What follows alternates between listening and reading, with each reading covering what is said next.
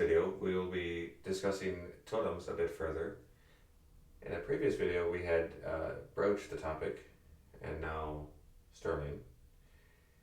What can you tell us about totems?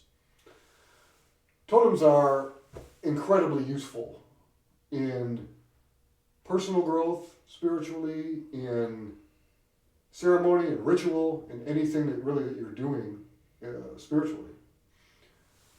Generally, what we end up doing, we start people off with animal totems because I generally have people work fire first. All chakras are essentially associated with fire, so we start off with chakra totems, and we start off with chakra animal totems.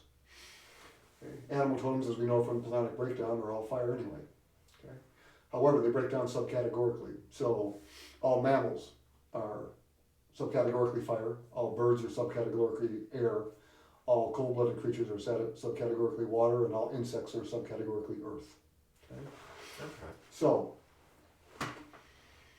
each of your chakras is going to have a totem energy associated with it that's going to express through behavior. Each person, individual, is going to have a personal totem, okay? And the personal totem does not work through the chakra system. It's your own personal totem that you have from birth.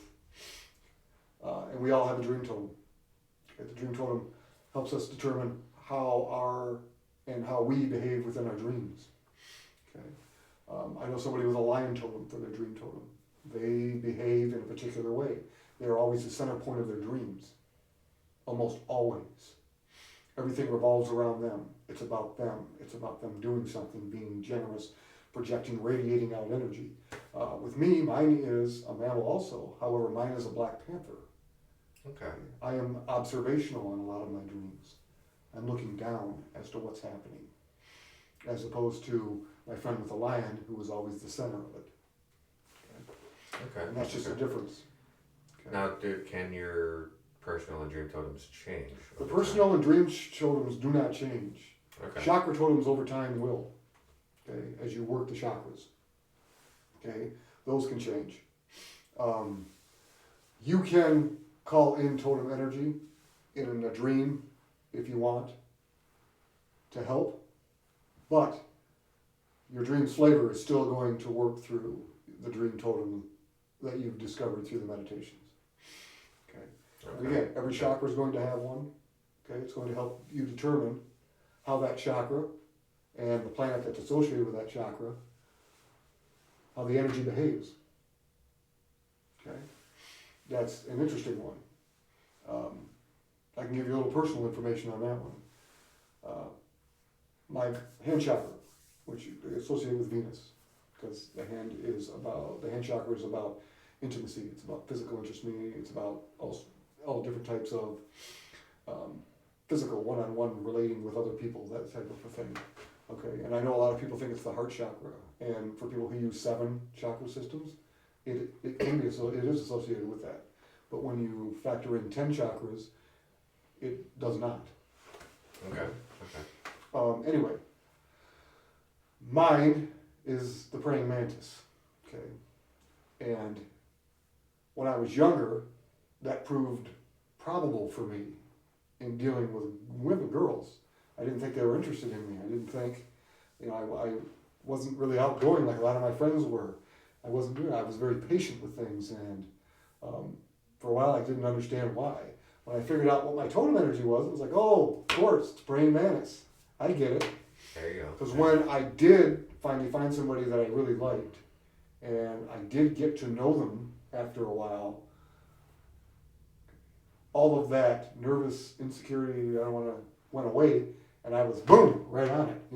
Hey, flirting and all that good stuff. So that was a big lesson for me. If I hadn't learned that, I would have never understood why that was so frustrating for me. Okay. Yeah. Okay. So again, that's what the animal totems are. Now, most people understand animal totems. They've heard of animal totems. They know what those are. All of the elements have their totems.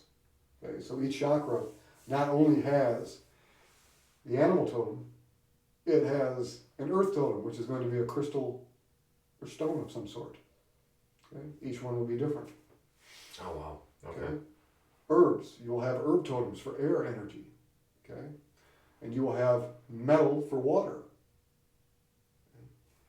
All of those tell you how energy works through your body. The totems will tell you, air totems tell you about interaction, okay? How you interact with things, okay? And earth totems talk to you about structure, okay? How you're structured, how your energy is structured. Okay? And then water is about sensitivity, how you're sensitive to things, why you're sensitive to things, why this chakra seems to work this way and another one works that way. Okay? You can learn a lot from the totems, okay? And it can magnify certain characteristics, Okay.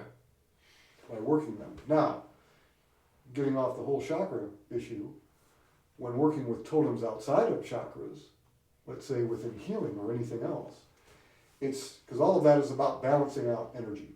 Okay? Right. You want the four elements balanced, okay, when you're doing it. Now, we've talked a little bit about this before, but the balance is animals are fire, plants are air, crystals and stones are earth, metals are water. So when you're doing a healing, a spiritual ceremony, a ritual, whatever you want to call it, even prayer, whatever, okay, you want those energies balanced out. The totems can do that. Okay. Now, they subcategorically, like we talked about, break down. You're going to have not just animal totems that subcategorically, but all the other ones do too. Okay. So depending on what you're doing, we'll stick with healing. Okay. Let's say we're working with somebody, a kid that's got horrible autism. Okay. Horrible autism. You may want to start off with air. Okay, because that's the issue. And that's what the child is used to. That's the energy it knows. Even though it's way off on them, that's what they know. But you can start with an herb, because that's air, but one that is subcategorically fire, because you want to work the cycle, so moist, hot to hot, dry, the two-dimensional energy cycle. So one that is associated with fire. Okay. Then we're going to go, to the animal totem. Okay. And we're going to want to pick one that's calmer. Right? You don't want one that's going crazy with the energy. You want one that's more subdued. Okay? So you would either pick cold-blooded creature or an insect. Okay. Water or earth. Okay. Yes. Yeah. Now, because it's hot dry, I would suggest insect, because that's dry cold. It works in the cycle. Insect. Okay. The next one you're going to go to is going to be a metal. You want a metal. Okay, because that's moist, hot. Or I'm sorry, that's cold, moist. Okay, so dry, cold, cold, moist. Okay, so we're still following the cycle up top. Okay. However, because it's autism and emotions run crazy in autism, you're going to want one that's more associated probably with either earth, okay, or, well, I would say earth, essentially. Earth is one that you're going to want to do it with. To ground it. Yep. Yeah. A harder metal, like granite. Okay. Again, to ground it, to slow it down. Okay. Mental discipline. Get it under control. Okay. And then, we've completed the cycle back to earth. Completely balanced, but yet subcategorically working in the favor of your client. Okay. And what it is that you're trying to do. Why do people use totems in the first place? You use totems in the first place because it's hard to visualize everything, especially when you're pulling energy in from whoever you're working on. Okay, yeah. You're intuitively trying to figure out what's going on with that. Okay, at the same time, you're trying to visualize fire energy. You're trying to visualize air energy. You're trying to visualize all these things. The totems, what they do when you put them out, they allow you not to have to focus on visualizing on it because it's there. You're already aware of it. You've brought them in. Okay? And each attribute, depending on what that particular totem is, the attributes come along with it. Okay? So then it enhances the healing that you're going to do on the individual, because all you're pulling, not just your energy now, but all of the totem energy that you've pulled in, you're also going to be programming that into them for the desired result.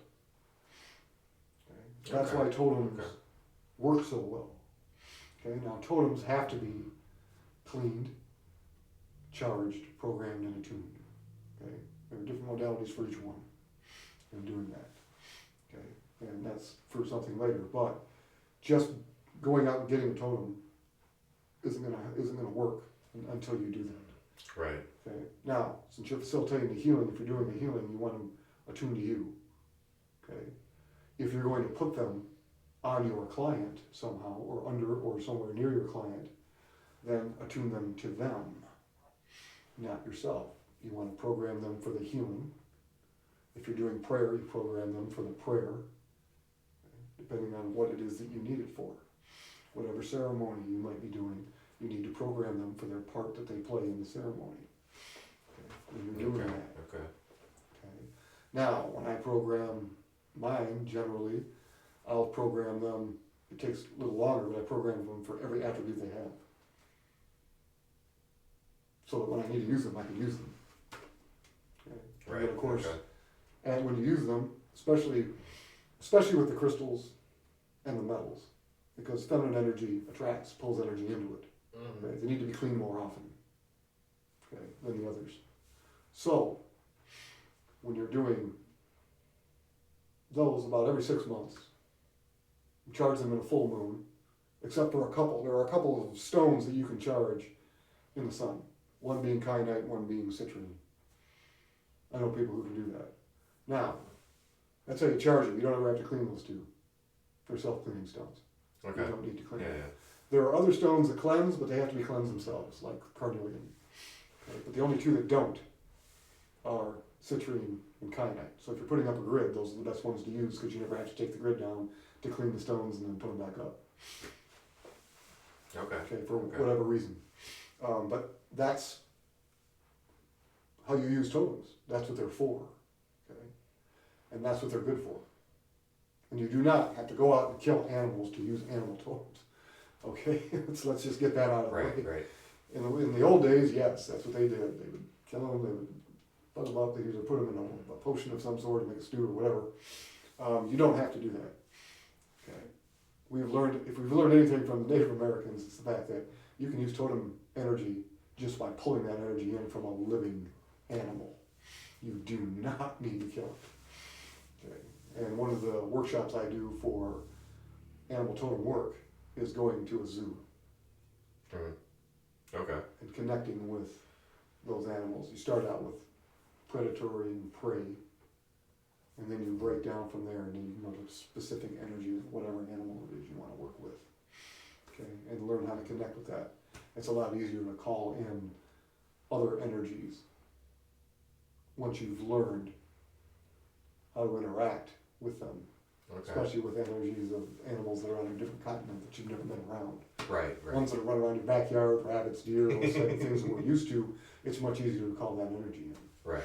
than it is, like And a say I'm a platypus. lion. Yeah. Or a platypus. Yeah, or a platypus energy. Why you would want to call that in, I don't know.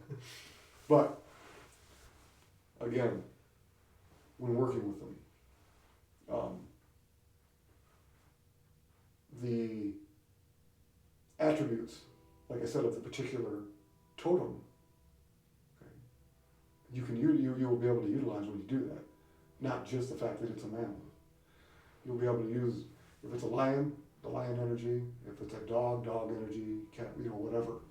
You'll be able to just pull in whatever it is that you need for the particular reason that you need it. Okay. To facilitate the result that you want. Mm-hmm. Okay. But that's essentially why totems are needed and what they're for. The best way to learn about totems is to do and find your own chakras. Because that's about you. When you start feeling them, then you'll understand. This is how this works with me. Generally, when you're doing healings, that's how it's going to work in them. And the better you are associated with that particular energy, the better you're going to be able to handle utilizing it to help someone else. Right. It's the best way to work it. And I think that about covers the totems. All right. Well, thanks. That answers just about every question I had. So. Okay, good. That's good. All right. Well, thanks for tuning in, and do remember to like and subscribe. Thank you.